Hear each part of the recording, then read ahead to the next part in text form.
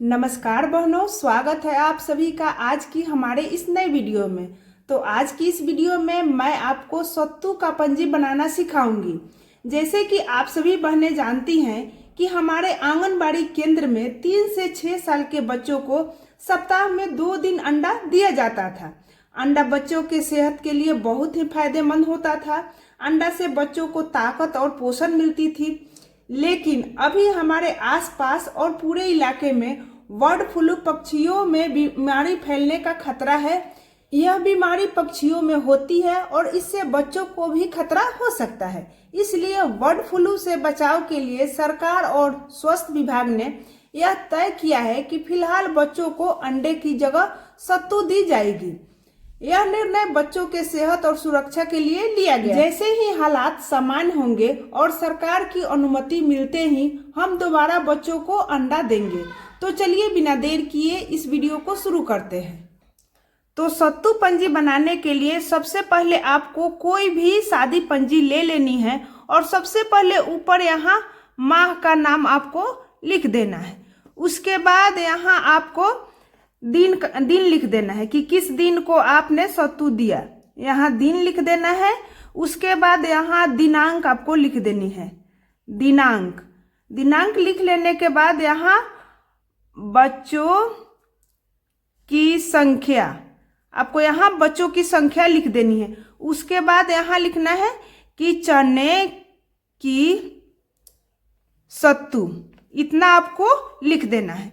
तो इतना लिख लेने के बाद सबसे पहले आपको यहाँ दिन का नाम लिख देना है। आपके परियोजना में किस दिन को बच्चों को अंडा दी जाती थी उस अनुसार से आप यहाँ दिन का नाम लिख लीजिएगा। फिलहाल बिहार में तो शुक्रवार के दिन और बुधवार के दिन सप्ताह में 2 दिन बच्चे को अंडा दी जाती थी। तो मैंने यहाँ शुक्रवार लिख दी, शुक्रवार। और शुक्रवार के दिन जो डेट पड़ेगा वह डेट आप यहाँ लिख दीजिएगा। उसके बाद बच्चों की संख्या, चाहे आपके केंद्र में 20 बच्चे हो या 40 बच्चे हो, आपको यहाँ संख्या लिख देनी है। उसके बाद चने की सत्तू, तो चने की सत्तू यहाँ 2 केजी आपको यहाँ लिख देनी है। फिर यहाँ बुधवार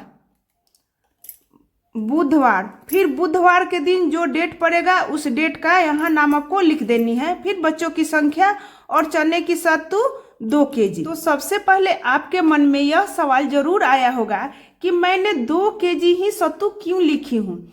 यहाँ 3 केजी भी हो सकता है या 1 केजी भी हो सकता है।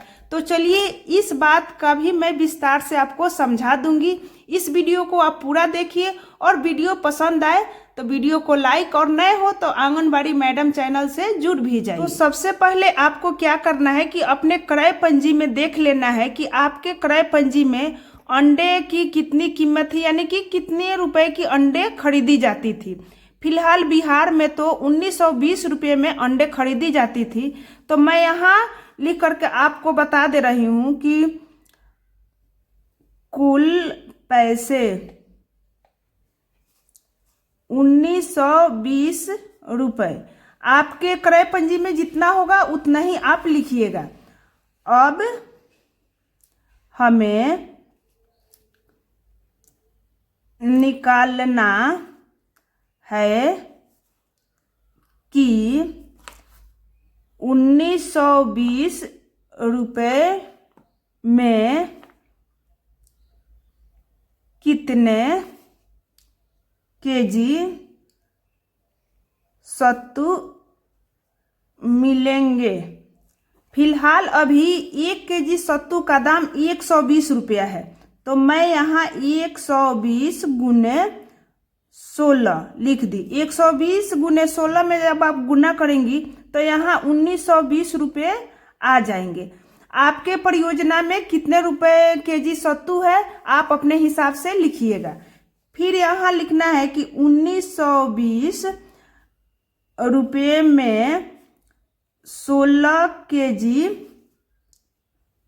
सत्तू मिलेंगे। इतना तो आप समझ गए। इसके बाद हमें यहाँ लिखना है कि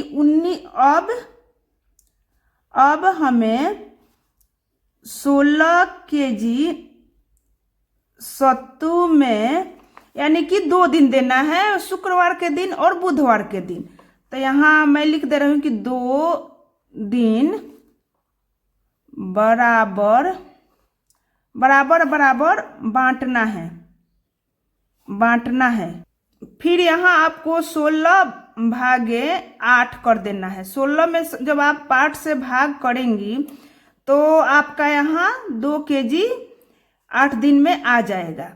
तो चलिए मैं आपको फिर से समझा दे रही हूँ कि 1 kg सत्तू का दाम है 120 रुपये। फिर यहाँ हमको 1920 रुपये में कितना केजी सत्तू लेना है? 16 kg सत्तू मिलेंगे। इसके बाद है कि 8 दिन में 2 kg प्रतिदिन बच्चे को देना है। आप इतना बहुत ही अच्छे तरीके से समझ गई होंगी। चाहे तो आप इसका स्क्रीनशॉट भी ले सकती है और आप अपने क्रय पंजी के अनुसार सत्तू का वजन और दाम कम या ज़्यादा भी कर सकती हैं। तो चलिए मैं आपको एक बात बताना चाहती हूँ कि सत्तू भी एक बहुत ही ताकतवर पौष्टिक आहार है। सत्तू में क्या क्या फायदे होते हैं इसके बारे में थोड़ी जानकारी मालूम कर लेते हैं। तो सत्तू बच्चों को गर्मी में ठंडक भी देती है। सत्तू में प्रोटीन और फाइबर भी भरपूर मात्रा में होती है। यह बच्चों को भूख से बचाता भी है और शरीर को ताकत भी देता है। और सबसे बड़ी बात तो यह है कि बच्चों की पाचन क्रिया भी मजबूत करता है। तो सत्तू पंजी बनाने में बच्चे की संख्या कोई मायने नहीं रहता। जितना केजी सत्तू है उतना केजी में से आपको 8 भाग में बांट देनी है। तो बहनों अब आप अच्छे से सत्तू पंजी भरना सीख गई होंगी। अगर आपको यह जानकारी अच्छी लगी हो तो अपने सेविका बहनों के साथ शेयर जरूर करें और आंगनबाड़ी मैडम को सब्सक्राइब करना न भूलें। अगर कोई भी सवाल हो तो कमेंट में जरूर पूछें।